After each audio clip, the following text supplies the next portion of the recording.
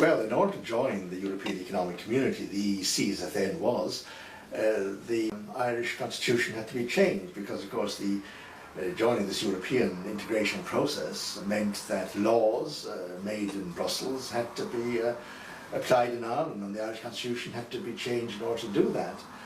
So an amendment to the Irish constitution had to be agreed by the people in a referendum, and that was done on May the 10th, 1972, the accession referendum, which inserted into the Irish constitution the clause that nothing in this constitution shall prevent laws enacted, acts done, or measures adopted by the European community necessitated by the obligation of membership from having the force of law in the state.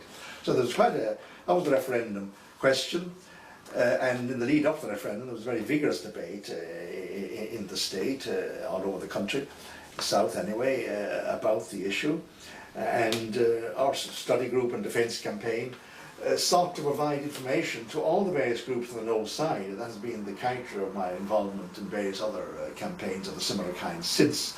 We provided arguments that would appeal to people on the left, right and centre. But the main groups that were actually opposed to the Irish state joining the EEC at the time were the Labour Party, the Republican movement, but of course the Republican movement was split into two parties in 1970, with the Provisional Sinn Féin and the official Sinn Féin.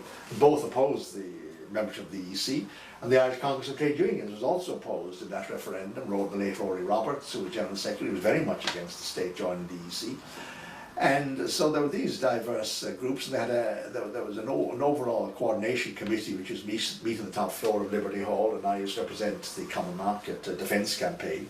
And our main importance was not that we had a large number of people in our particular campaign, but we provided intellectual ammunition, economic argument and so on, for the other groups to a significant extent. And Justin Keating, who was of course quite prominent in the Labour Party at the time, was a key person on the no side, and I spoke widely.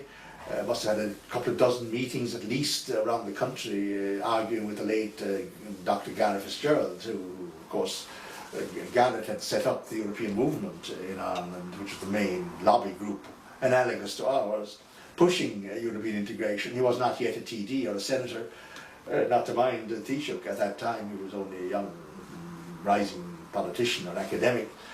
But Fitzgerald and I debated all over the country in mock and referendum meetings in the year or so, and particularly the months and weeks leading up to the May 72 referendum. And there was a very widespread national debate on the issue. And I would say, being as objective as possible, that in virtually all these debates the no side won. The actual public debates, and there was a very vigorous debate in mock and referendum, must have been dozens and dozens of meetings.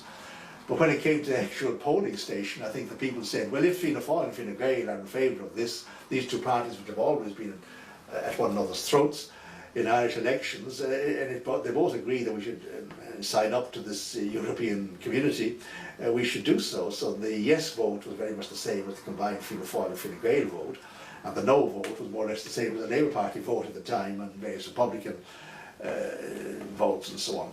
So that was the first treaty which brought us into the EEC, and of course there's been a whole lot of other treaties since which have extended the power and competences of the European project.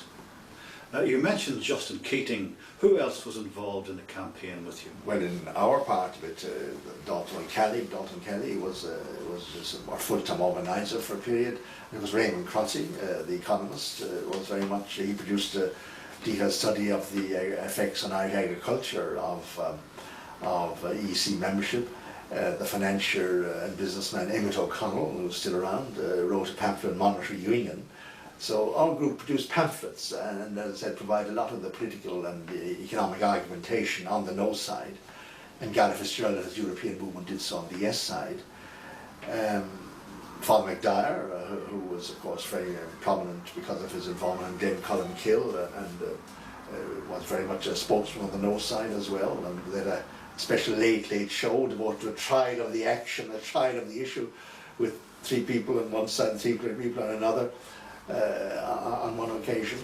And I was responsible for organising that, and the late Michael Sweetman, who was killed in the Staines aircraft crash, was on the yes side. Each subsequent treaty drew Ireland even closer into the European project. And also there was a number of legal campaigns against those treaties. Well, I took part in a number of campaigns against subsequent EU treaties because, of course, the European treaties have been amended on several occasions. The most important of these occasions were 1986-7, the Single European Act, which gave the community the internal market, then 1992 the single currency, then in 1998 you had the Amsterdam Treaty, then the Nice Treaty in 2001 and so on and so forth, and then the Lisbon Treaty. And I was involved in campaigns against all of these through various organisations set up on an ad hoc basis. But the first major treaty after the joining of the EC in '73 was 13 years later, the Single European Act Treaty, which gave us the internal market, as I said, tariff and tariff-free area, and throughout the enlarged EEC. And the government sought to ratify that treaty by simple majority vote in the Dáil, which is the normal way of ratifying treaties, approving them by majority vote. And myself and my colleagues thought that this was almost certainly unconstitutional because what was involved was a further surrender of lawmaking, judicial and executive power to Brussels, and that could only be done by the people themselves in a referendum. So, together with some lawyers who agreed to act on a pro bono basis, we arranged a court challenge to that, and I thought initially of offering myself as the plaintiff. And then I thought of maybe my friend Raymond Crotty, who I knew was very disturbed about this development and who had criticised it and who had previously worked with me in the original campaign on the accession referendum, that he might take the case. And I asked him would he do that, and he agreed readily to do that. And was the plaintiff, and on Christmas Eve 1986, Judge Barrington gave an injunction to Crotty preventing the Irish state ratifying the Single European Act Treaty. All the other EU states of the time had ratified it, and that prevented the Single European Act coming into force until Crotty had the case been argued out in the courts, and that was done in early '87. And Crotty won the case eventually, and that meant that the Supreme Court said that if there's any enlargement, expansion of the competences and powers of the European Community, European Union, then that can only be agreed by the people themselves in a referendum, because they hold sovereignty, therefore they're the only people who can surrender it. And that was done in the Crotty case in '87, and I was very much involved with that. And of course there were further court cases. Yes, well, when the Haughey government that came into office in '87 was decided to have a referendum, they were told by the Supreme Court that they had to have a referendum on the Single European Act Treaty to make assurance, doubly sure, that the treaty would go through. They decided to spend public money entirely on one side, taking big advertisements in the newspapers, 10 reasons for voting yes. And that was done in the single SEA referendum in summer 1987. The treaty would have gone through anyway, but they did this, and we thought at the time this was almost certainly unconstitutional, using the people's money, which came from both sides of the referendum, to push the point of view of one side. And we challenged that when it came to the the Maastricht Treaty in 1992, which gave the European Union its own currency, the euro. So, the government decided to do the same thing, to spend money on why you should vote yes to Maastricht. And Patricia McKenna agreed to take that case, and she acted as client and challenged that, but she lost in the High Court, and we didn't appeal it to the Supreme Court at the time of Maastricht '92. But when the divorce referendum came along in 1995, and the same thing was done, in other words, the government spending public money entirely on one side, Patricia, the case was revived.